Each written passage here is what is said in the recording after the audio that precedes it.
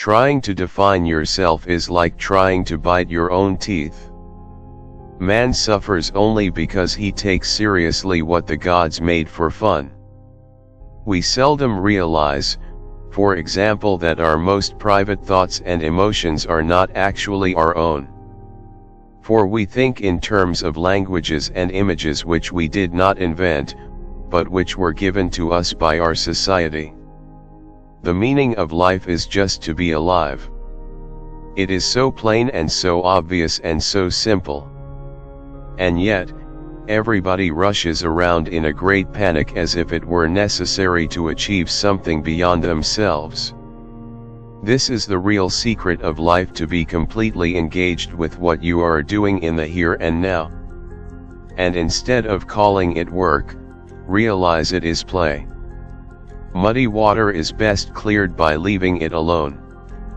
To have faith is to trust yourself to the water. When you swim, you don't grab hold of the water, because if you do you will sink and drown. Instead you relax, and float. Advice? I don't have advice. Stop aspiring and start writing. If you're writing, you're a writer. Write like you're a goddamn death row inmate and the governor is out of the country and there's no chance for a pardon. Write like you're clinging to the edge of a cliff, white knuckles, on your last breath, and you've got just one last thing to say, like you're a bird flying over us and you can see everything, and please, for God's sake, tell us something that will save us from ourselves. Take a deep breath and tell us your deepest, darkest secret, so we can wipe our brow and know that we're not alone.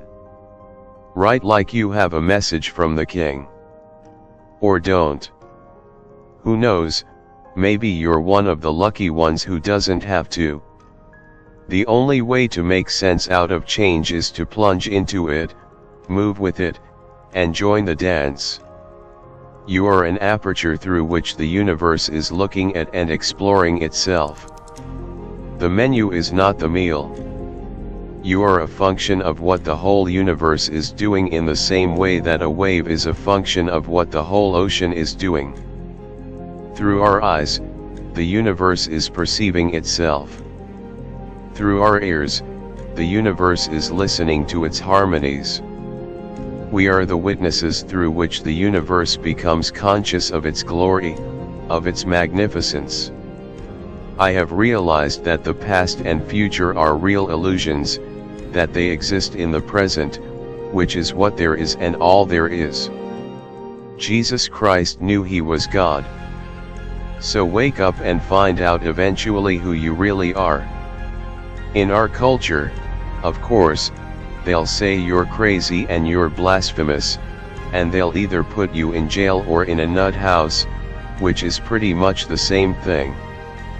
However, if you wake up in India and tell your friends and relations, "My goodness, I've just discovered that I'm God," they'll laugh and say, "Oh, congratulations, at last you found out."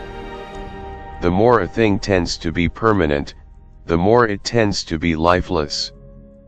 We are living in a culture entirely hypnotized by the illusion of time, in which the so-called present moment is felt as nothing but an infinitesimal hairline between an all-powerfully causative past and an absorbingly important future. We have no present. Our consciousness is almost completely preoccupied with memory and expectation. We do not realize that there never was, is, nor will be any other experience than present experience. We are therefore out of touch with reality.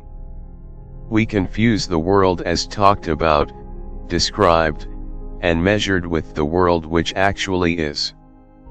We are sick with a fascination for the useful tools of names and numbers, of symbols, signs, conceptions, and ideas. The art of living is neither careless drifting on the one hand nor fearful clinging to the past on the other. It consists in being sensitive to each moment, in regarding it as utterly new and unique, in having the mind open and wholly receptive. Try to imagine what it will be like to go to sleep and never wake up. Now try to imagine what it was like to wake up having never gone to sleep. Things are as they are. Looking out into the universe at night, we make no comparisons between right and wrong stars, nor between well and badly arranged constellations.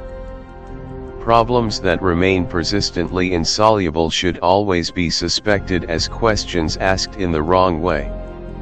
Tomorrow and plans for tomorrow can have no significance at all unless you are in full contact with the reality of the present, since it is in the present and only in the present that you live.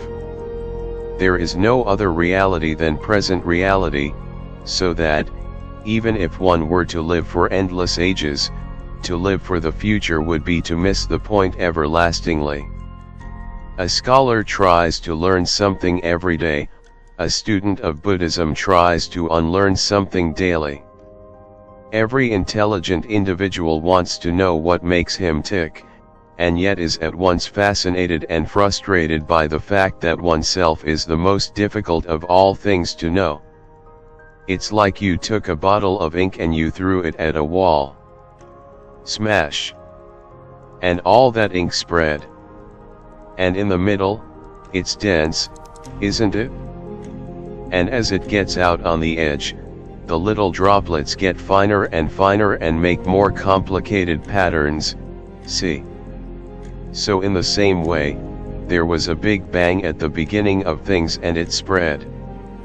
And you and I, sitting here in this room, as complicated human beings, are way out on the fringe of that bang. We are the complicated little patterns on the end of it. Very interesting. But so we define ourselves as being only that. If you think that you are only inside your skin, you define yourself as one very complicated little curlicue, way out on the edge of that explosion. Way out in space, and way out in time. Billions of years ago, you were a big bang, but now you're a complicated human being. And then we cut ourselves off, and don't feel that we're still the Big Bang. But you are. Depends how you define yourself. You are actually, if this is the way things started, if there was a Big Bang in the beginning, you're not something that's a result of the Big Bang. You're not something that is a sort of puppet on the end of the process. You are still the process. You are the Big Bang, the original force of the universe, coming on as whoever you are. When I meet you, I see not just what you define yourself as Mr. so and so, Ms. so and so, Mrs. so and so. I see every one of you as the primordial energy of the universe coming on at me in this particular way. I know I'm that, too. But we've learned to define ourselves as separate from it. We do not come into this world, we come out of it, as leaves from a tree. As the ocean waves, the universe peoples. Every individual is an expression of the whole realm of nature, a unique action of the total universe. Life is like music for its own sake. We are living in an eternal now, and when we listen to music we are not listening to the past, we are not listening to the future, we are listening to an expanded present. Never pretend to a love which you do not actually feel, for love is not ours to command. When we attempt to exercise power or control over someone else, we cannot avoid giving that person the very same power or control over us. What we have forgotten is that thoughts and words are conventions, and that it is fatal to take conventions too seriously.